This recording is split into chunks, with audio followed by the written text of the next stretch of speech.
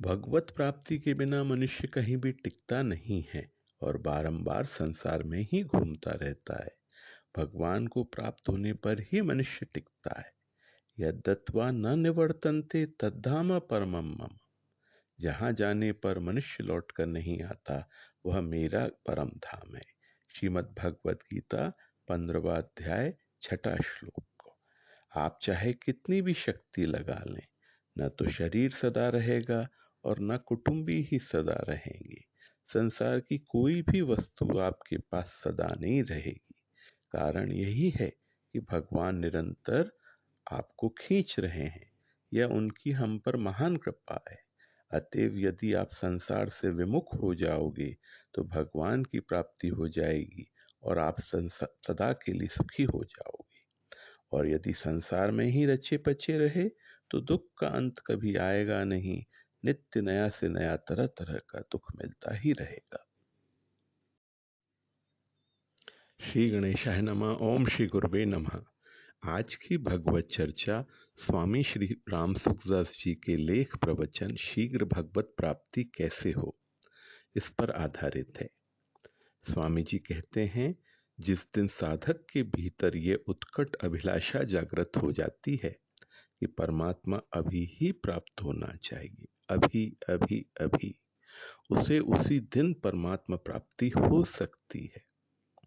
हम परमात्मा की प्राप्ति चाहते हैं, तत्व ज्ञान चाहते हैं, भगवान के दर्शन चाहते हैं, पर इस चाह की सिद्धि में एक बहुत बड़ी बाधा हमारी यह मान्यता है कि भविष्य में काफी समय के बाद हमें भगवान के दर्शन होंगे, हमें काफी समय बाद तत्व ज्ञान होगा। हम इतना साधन करेंगे, इतना नाम जप करेंगे, इतना अंतःकरण शुद्ध होगा। तो हमने इतनी रुकावटें स्वयं ही लगा रखी हैं। आप सगुण हो या निर्गुण, साकार या निराकार, किसी भी तत्व को मानते हो, उसके बिना आपसे रहा नहीं जाए, उसके बिना चैन न पड़े। भक्तिमती मीराबाई ने कहा है, हैली में आंसू हरि बिनु रहो न जाए। हे सखी, मुझसे हरि के बिना रहा नहीं जाता। संतों ने भी कहा है, नारायण हरि लगन में ये पांचों न सुहात। विषय भोग निद्रा हसी जगत प्रीति बहुबात। ये विषय भोगादि पांचों चीजें जिस दिन सुहाएंगी नहीं, अपितु कड़वी लगेंगी, भगवान का वियोग सहा नहीं जाएगा, उसी दिन प्रभु मिल जाएंगे। इतने प्यारे भगवान, इतने प्रियतम परमात्मा, जिनके समान कोई प्यारा हुआ नहीं, है नहीं, होगा नहीं, हो सकता नहीं, ऐसे अपने प्यारे प्रभु के वियोग में हम दिन बिता रहे हैं। उनके मिले बिना ही हम सुख से रह रहे हैं। यदि उस प्रभु के बिना क्षण क्षण में महान दुख होने लगे, प्राण छटपटाने लगे, तो भगवान उसी समय मिल जाएंगे। उनके मिलने में देरी नहीं है। भक्त का भगवत प्राप्ति विषयक दुख वे सह नहीं सकते, वे कृपा के समुद्र हैं। भगवान के लिए दुखी हो जाए तो उनको तुरंत आना पड़ता है। इसके लिए भीतर एकमात्र यही लगन पैदा होना चाहिए साधक के अंदर कि भगवान के दर्शन कैसे हों, भगवान कैसे मिलें, क्या करूं, कहां जाऊं, ऐसी छटपटाहट तो लगे। श्रीमद् भगवत गीता में अर्जुन श्री कृष्ण से कहते हैं, न त्वत्समस्तोऽभ्यधिकः कुतोऽन्यो लोकत्रय प्रप्रतिम प्रभाव।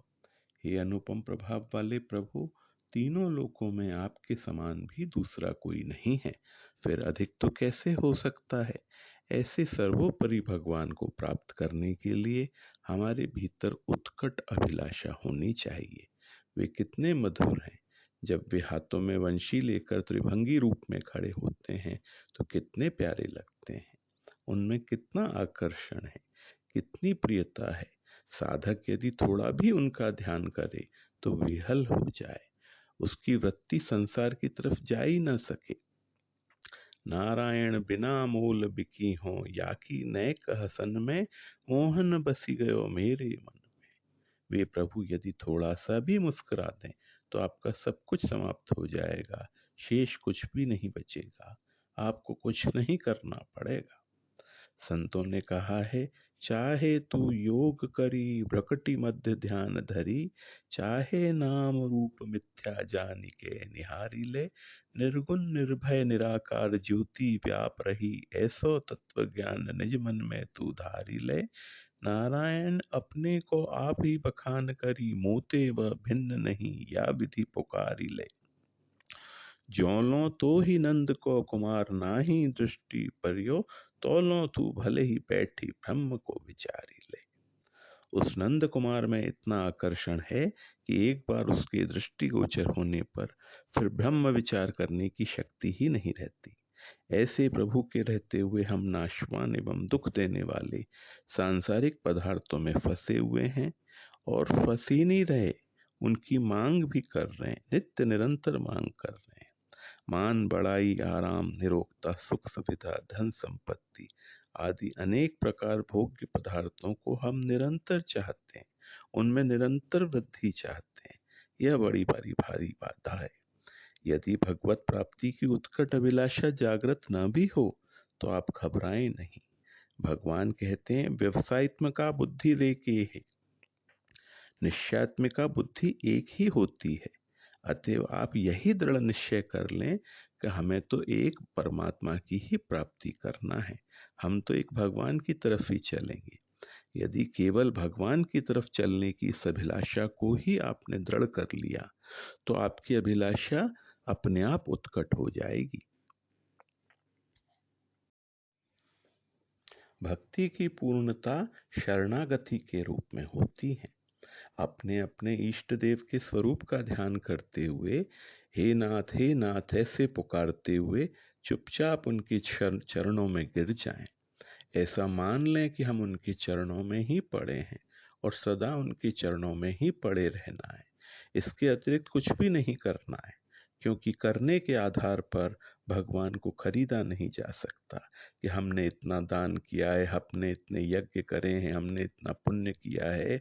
इस आधार पर भगवान को खरीदा नहीं जा सकता। उनकी प्राप्ति में अपने को कभी अयोग्य न माने। जो सर्वथा अयोग्य या अनाधिकारी होता है वही भगवत चरणों की शरण होने का अधिकारी होता है। भगवान के चरणों में गिर जाना बहुत बड़ा भजन है। इसलिए ऐसा मानते हुए उनके चरणों में गिर जाएं, यह हाड़ मास का पवित्र शरीर तथा मन बुद्धि इंद्रियां हमारे नहीं है और हम उनके नहीं हैं। हम तो केवल प्रभु के हैं और केवल प्रभु के हैं।